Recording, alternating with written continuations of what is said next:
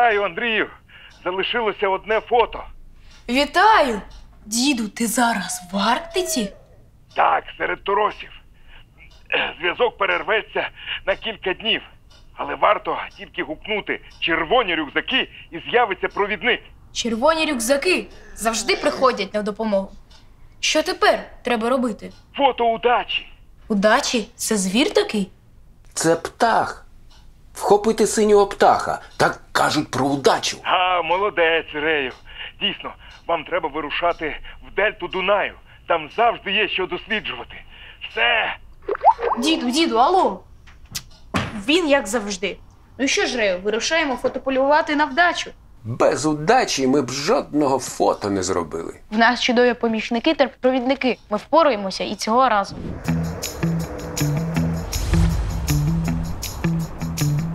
У справжньому шато є камін, який можна вважати витвором мистецтва. Альбрехт Дюрер, знаменитий німецький художник і графік, був натхнений Сиворакшею ще на початку 16-го сторіччя. Про що свідчить його два малюнка?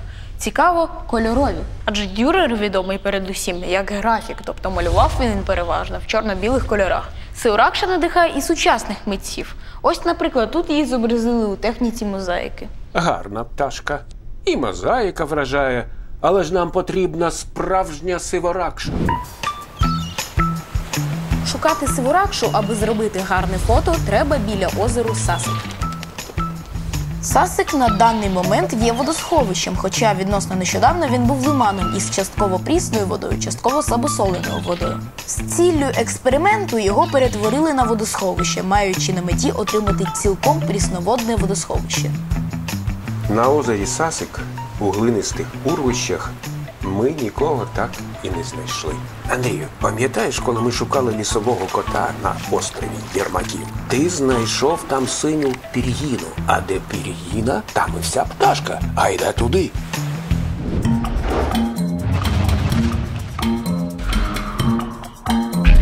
Увага! Рубрика «Культур-мультур». Вірна відповідь. Бджоли мають дуже сильний нюх, сильніший за собачий. І військові вчені з Пентагону навчили бджіл знаходити вибухові прилади за запахом.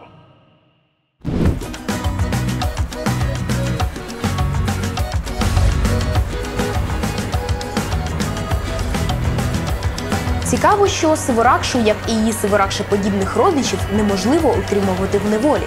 Вони там гинуть. Це пов'язано з їхнім способом харчування. Деякі дослідники повідомляють, що Сиворакша може переносити пташенят з гнізда в гніздо. Зустрічаються й інші птиці-хижаки в цих місцях.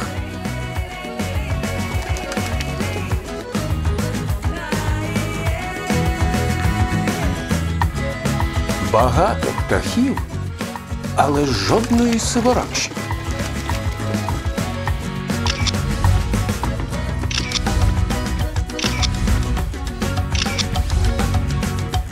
Здається, саме час запускати дрона. Дрон – чудова штука. За допомогою дрона можна відчути себе трішки птахом. З Орланом Білохвостом в Приднав'ї особлива історія. Орлан давно занесений до Червоної книги України. Він великий, розмах крил досягає 2,4 метра. Будує гніздо діаметром до 2 метрів. В ньому легко може розміститися людина. У 1985 році в заповіднику Дунайські плавні спробували відновити гніздування цього птаха. У ньому 2 роки поспіль орлани виводили потомство. Є надія, що птахи приживуться. Дрон показав нам ще одне цікаве місце. Давнина поруч. Село Крам'янське колись називалося Ташлик. Козацький цвинтар – це ніби музей під відкритим небом. А ці крести зроблені із піщаника. Сиворакша для козаків була недоторканою, ніби божа ворона, яка викликає шану.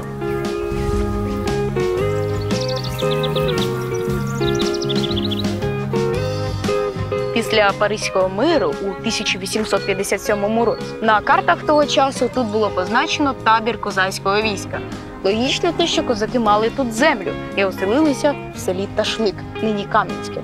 Я тут помітив те, що більшість хатів тут фарбують у синій колір. Виявляється, що це давня традиція.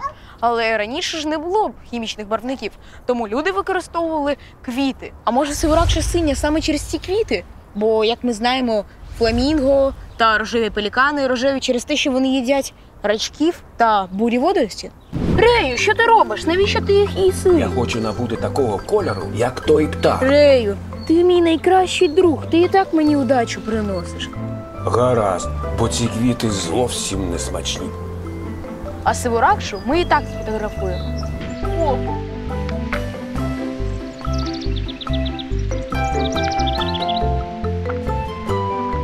Треба, як птахи, залізти на дерево і чекати. Так, Рею, ти правий. Птахи полюбляють дерева. Що ж, спробуємо древньоіндіанський метод? Минулого разу ми встановлювали намет, а тепер спробуємо повісити гамак. Потрібна допомога інструктора з виживання. Червоні рюкзаки! Червоні рюкзаки! Андрій Рей, червоні рюкзаки! Сергій Кравець, інструктор з виживання. А, будь ласка, навчіть мене в'язати гамак. Гамак – це дуже кльова фішка. Ану, потримай клубочок. Головна фішка гамака заключається в тому, що тобі все одно, де ми є. Ану, іди сюди, іди сюди, іди сюди. Тобі все одно, де ми є. Болото, не болото, схил, не схил. Кущі під ногами, не кущі під ногами. Ми прийшли, прив'язалися і відпочиваємо. При установці гамаків дуже важливо враховувати відстань від дерева до дерева. Зараз ми з тобою прицінюємося. Ми в'яжемо простий вузол. Цей вузол називається самоскид. Його фішка заключається в тому, що вранці, коли будемо йти, ми просто смикнули, і він розсипався. Клас! Це дуже простий вузол, і він насправді один із самих моїх улюблених. Дуже надійний та простий вузол. Треба буде їм користуватися. З чого складається гамак? Москітна сітка, ложе та підгамачник. Давай свій рюкзак. Ось. І мій рюкзак візьміть. Фішка підгамачника в тому, що твоє спорядження не лежить на землі. І ти Клас. такий спиш, тобі щось треба, так чикс, руку під себе засунув, висунув та лежиш їси. Та я так втомився його вже носити. Тепер, як сюди залазити? Береш за половину та підсовуєш під, ну вибач, дупу. Пробуй.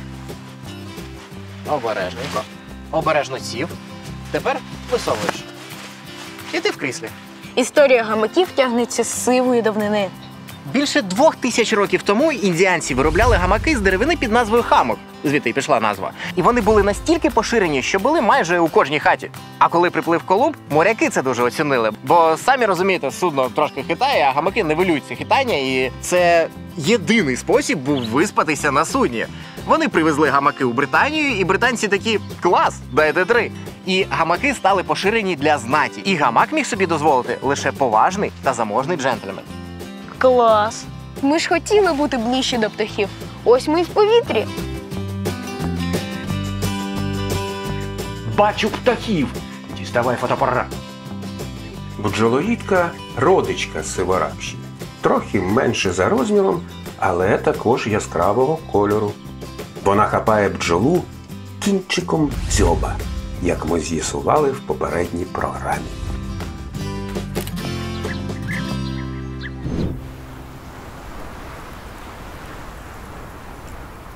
Здається, настав час просити про допомогу. Червоні рюкзаки! Червоні рюкзаки! Максим Яковлів, орнітолог. Андрій Тарей, червоні рюкзаки. Максиме, підкажіть, будь ласка, де краще шукати сиворакшу? Це дуже цікавий вид, ми його зараз пошукаємо разом. Цей птах-перелідник. З'являється він в Україні в квітні, на початку травня. І селиться він по берегах річок, в лісистій такій місцевості, де гніздиться в дуплах. А в степових ділянках він гніздиться по берегах лиманів та озер, де селиться в глинистих урвищах, а також кар'єрах. Сиворакша є всеїдним птахом. Вона харчується в першу чергу комахами, досить крупними, такими як саранча та метелики, а також може навіть харчуватися маленькими жабками та гризунами, маленькими мишками. Крім того, що сиворакші вельми гарні, вони ще й корисні, бо живляться переважно шкідливими комахами, а ще вони можуть вхопити й вужика. Як відрізнити вужа від змії? А то ще вкусить і все. Моменто море. Ти хотів сказати «мементо морі», бо це крилатий вислів, який перекладається з латини як «пам'ятай про смерть». І я хотів сказати, що боюся гадюк. Не всі змії отруйні, але всі вони можуть представляти потенційну загрозу. Ой, годі вже про змій. От як зустрінемо синього птаха, то буде нам удача і не побачимо жодних плазунів. Скажіть, будь ласка, а чому сиваракші зосталося так мало? Захисне забарвлення дуже популярне у дикій природі. Чому б сиваракші, наприклад, не злитися з природою, з небом, наприклад? Ну, в небі дійсно її не видно, коли вона летить, бо вона блакитна і зливається. Але коли вона тільки сяде десь на землю, чи на кущі, чи на дерева, її стає відразу видно для природних хижаків, чи, наприклад, для людини, яка за нею полює. Наприклад, в деяких країнах Європи та Африки до цього часу її вживають їжу. Їдять? Ось кому не везе, так це самі сиваракші. Бідолашна. Зараз я йшов, я вже побачив 3 особини пташки цієї. Може, і нам колись пощастить. Буду сподіватися. Не зволікай! Нас доганяй! Коли прилітає, він починає відразу гніздитися. Відкладає від 2 до 6 яєць. Через 19-20 днів з'являються пташенята. До речі, Андрію, щоб стати бёрдвотчером, тобто спостережником за птахами, має бути певне обладнання, яке просто допомагає бёрдвотчерам. Наприклад, біноклі. Пеліканів бачиш? Пеліканів? Бачу пеліканів. Чудово. Також ще фотоапарати. Бачу, у тебе також є фотоапарат. Так, в мене ось такий. Я на нього знімаю тварин. От, наприклад, я теж бачу, птахів фотографую таким, має бути такий великий об'єктив, щоб поближче птаха розгледіти. У вас фотоапарат більш, ніж у мене. Так, але різні об'єкти можуть бути зйомки. Наприклад, цей добре фотографує різні пейзажі, комах, різні квітки. А цим все ж таки це таки більш професійна техніка, має нею фотографувати птахів, які дуже далеко знаходяться. Бо для науковців, наприклад, важливо не тільки, щоб фотоапарат мав гарну картинку, але це інформація. Наприклад, може бути птах дуже далеко, ти його так не бачиш, сфотографував, ти побачив, що за вид, і, наприклад, порахував птахів. Якщо велике скупчення, ти сфотографував, потім на комп'ютері порахував всі, які їх знаходяться. Максиме, можна ваш фотоапарат Дійсно. подивитись? Подивись, навіть можеш пофотографувати. Я її побачив, це сиваракша, ось дивіться, подивіться. Чудово, точно вона. От уже, фоткайте її, мерщій. Сиваракша – синя пташка. На додачу дасть удачу. Не обов'язково бути орнітологом, щоб побачити птахів. Достатньо мати бінокль та смартфон. Зазначайте вид пташки у таких додатках, як Bird ID та Птахи України. Діліться своїми знахідками у спільнотах для бірдвотчерів, такі як Birdwatching в Україні.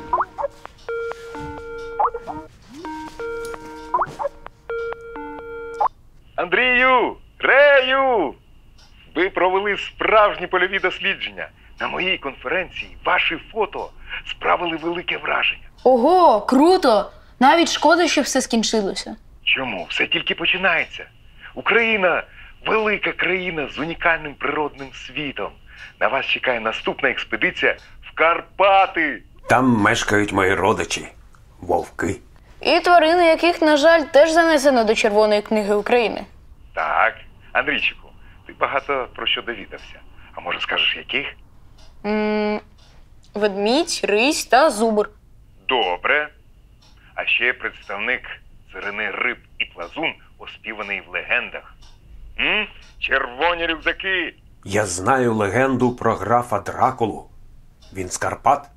Але то по інший бік і зовсім в іншій книзі. Отже, наша наступна подорож у Карпати з їхніми буковими лісами, гірськими річками та дивовижними тваринами.